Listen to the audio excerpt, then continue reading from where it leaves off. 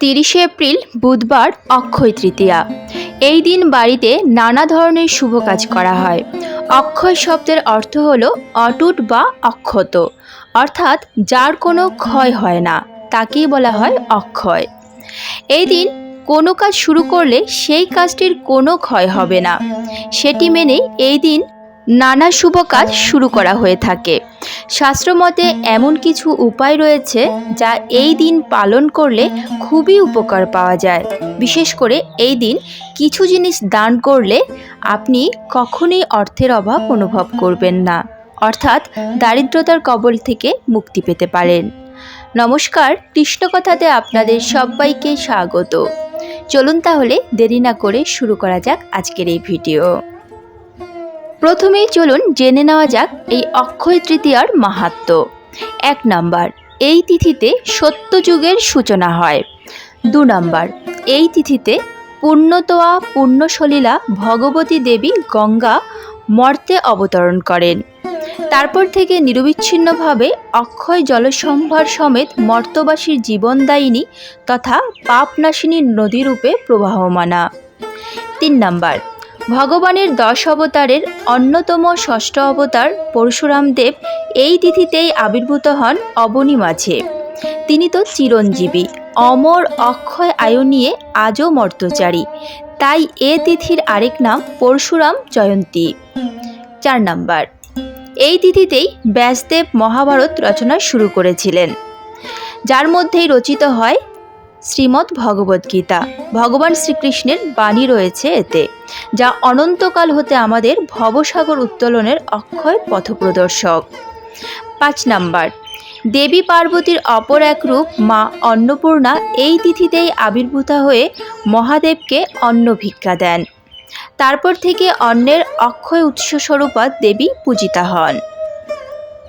6 number, এই তিথিতেই ভগবান শ্রীকৃষ্ণের পরম সখা সুদামা বিপ্র দ্বারকাতে তার প্রাসাদে আসেন নিজের দারিদ্র্যাবস্থার কথা জানিয়ে কিছু অর্থ সাহায্য লব্ধ হতে।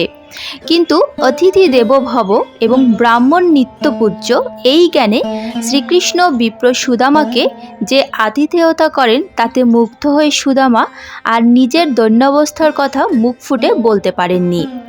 এমনকি কৃষ্ণের প্রাসাদে সম্পদের বৈভব দেখে তার জন্য আনা কাপড়ে বাঁধা সামান্য চাল ভাজাটুকু লজ্জায় আর দিতে পারেননি সুদামা।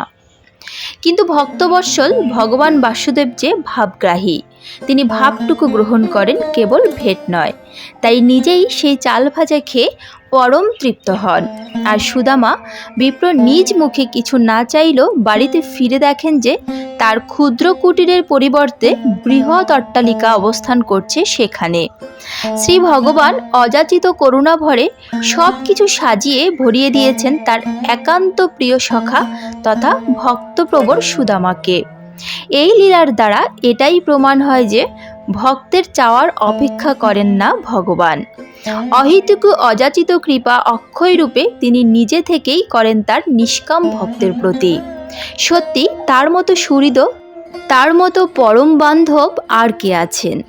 7 নাম্বার, দুর্যোধনের নির্দেশে দ্রৌপদীর বস্ত্রহরণ করে দুঃশাসন এই তিথিতেই। কিন্তু দ্রৌপদী যখন পূর্ণ বিশ্বাসসহ শরণাগতি স্বীকার করে আত্মনিবেদন করলেন মনে মনে শ্রীকৃষ্ণের চরণে, তখন ভগবান অনন্ত বস্ত্রের যোগান দিয়ে তার সম্মান রক্ষা করলেন। পূর্ণরূপে ভগবানের চরণ কমলে আত্মনিবেদিত হতে পারলে যে ভগবানই রক্ষাকর্তা হয়ে অক্ষয় কৃপা করেন, এ লীলা তারই নিদর্শন। 8 নাম্বার, কথিত আছে যে অক্ষয় তৃতীয়ার দিনই সূর্যদেব পাণ্ডবদের বনবাসের সময় অক্ষয় পাত্র দান করেন। এক থালা অন্ন দ্রৌপদীর আহার গ্রহণের আগে পর্যন্ত যতজন উপস্থিত থাকত তাদেরকে খাওয়ানো যেত। 9 নাম্বার, দীর্ঘকাল তপস্যার পর মহাদেবকে প্রসন্ন করে যক্ষরাজ কুবের স্বর্গের সমস্ত ধন সম্পত্তির অধিকারী দেবতা হন এই তিথিতেই। 10 নাম্বার, এই তিথিতেই প্রতি বছর পুরীতে শ্রী জগন্নাথ দেবের রথের নির্মাণ কার্যের শুভ সূচনা হয়। ভক্তবৎসল জগন্নাথ দেব ভক্ত দর্শনের জন্য রথযাত্রা করেন, আর ভক্তদের প্রতি তার অক্ষয় কৃপা এই যে স্বয়ং ভগবান মন্দির থেকে পথে আসেন তার দর্শন সুখ দিতে। 11 নাম্বার, প্রবাদ আছে, এই তিথিতেই ভিক্ষা করতে গিয়ে আদি শঙ্করাচার্য এক নিঃসম্বল দম্পতির থেকে তাদের কুটিরের একমাত্র খাদ্যবস্তু একটি টেপারি ফল প্রাপ্ত হন। নিদারুণ দৈন্যাবস্থা সত্ত্বেও ক্ষুধায় কাতর দম্পতি ভিক্ষাদানে এমন আগ্রহ দেখে শঙ্করাচার্য কলকাধার নামক বিখ্যাত শ্লোকটি রচনা করেন, যা তার এক অক্ষয় কীর্তি। 12 নম্বর, গোয়া ও কেরল এই তিথিতেই পরশুরাম ক্ষেত্র নামে চিহ্নিত হয়। অতএব আমরা উপলব্ধি করতে পারছি যে অক্ষয় তৃতীয়া তিথি পরম মহিমাময়। এই তিথিতে যা শুভকর্ম করা হয় তার ফল অক্ষয় পুণ্যদায়িনী। যা জ্ঞান আহরণ করা হয় এই তিথিতে তাও অক্ষয় প্রভাব ফেলে বুদ্ধিতে, চিত্তে। দানের ফলও অক্ষয় হয়। স্বভাবতই মনে প্রশ্ন জাগতে পারে যে তাহলে এই তিথিতে যদি ইচ্ছা অনিচ্ছায় বা অজ্ঞাতে যদি কোনো পাপকর্ম করে ফেলি তবে সেটাও অক্ষয় পাপ হয়ে কর্মফলের খাতায় লেখা থাকে। তাই সতর্ক থাকাটাই শ্রেয়। অজান্তেও কোনো পাপ বা বৈষ্ণব অপরাধ, সেবা অপরাধ, নামা অপরাধ না করে ফেলি বা কোনো কুভাবনা না ভাবি সে বিষয়ে সজাগ থাকাটাই সমীচীন। তাই এই মাহাত্ম্যপূর্ণ তিথিকে ভাগবত শ্রবণ, শ্রী গুরু সেবা, সাধুসঙ্গ, মালা জপ বেশি করে মনকে গৌর গোবিন্দের শ্রীচরণ সেবায় ব্যস্ত রাখব। যার থাকবে গৌরপ্রেমের অতি, কলি তার করবে কোন ক্ষতি।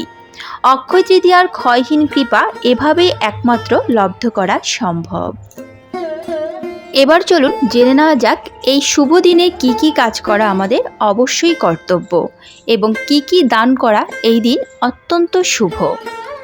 1 নম্বর, অক্ষয় তৃতীয়ার দিন বাড়িতে আম পাতার মালা তৈরি করে ঝুলিয়ে দিন। এই কাজটি সকালে স্নান করার পর করতে হবে। বাড়ির প্রধান দরজায় ঝোলাতে পারেন, সম্ভব হলে বাড়ির প্রত্যেকটি দরজাতেও ঝোলাতে পারেন, খুবই ভালো ফল পাবেন। 2 নম্বর, এই দিন সকালে কাঁচা দুধ এবং গঙ্গা জল একসঙ্গে মিশিয়ে বাড়ির সদর দরজায় ছিটিয়ে দিতে হবে এবং একটা নতুন কাপড় দিয়ে দরজা মুছে দিতে হবে। 3 নম্বর, এই দিন কোনো বয়স্ক পুরোহিতকে হলুদ বস্ত্র দান করুন। 4 নম্বর, অক্ষয় তৃতীয়ার দিন বাড়িতে গোটা ধনে কিনে এনে মা লক্ষ্মী দেবীর সামনে রেখে পুজো করুন। পরের দিন সেই ধনেটি দুভাগ করে ভাগ করে নিয়ে এক ভাগ লাল কাপড়ে মুড়ে টাকা রাখার জায়গায় রেখে দিন, বাকিটা বাড়িতে কোনো পরিষ্কার স্থানে পুঁতে দিন। 5 নম্বর, এই দিন কয়েকটা জিনিস কেনা খুবই শুভ বলে মনে করা হয়, যেমন সন্ধক লবণ, তুলো, সাদা সর্ষে, কড়ি। মাটির যে কোনো পাত্র বা মাটির প্রদীপ কিনে এনেও বাড়িতে জ্বালাতে পারেন, তবে এই কয়েকটি জিনিসের মধ্যে সাদা সর্ষে এবং সন্ধক লবণ খাওয়া যাবে না, এগুলো কিনে এনে বাড়িতে রেখে দিতে হবে।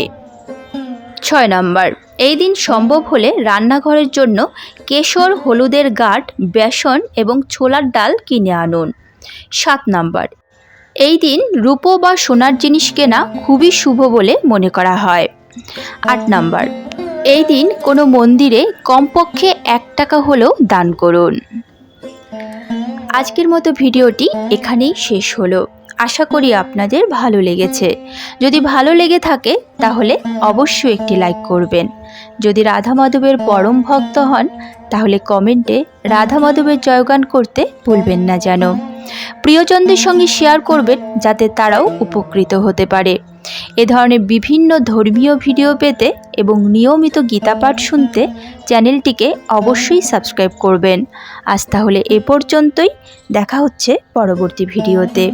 ভালো থাকবেন, সুস্থ থাকবেন। জয় শ্রীকৃষ্ণ। রাধে রাধে।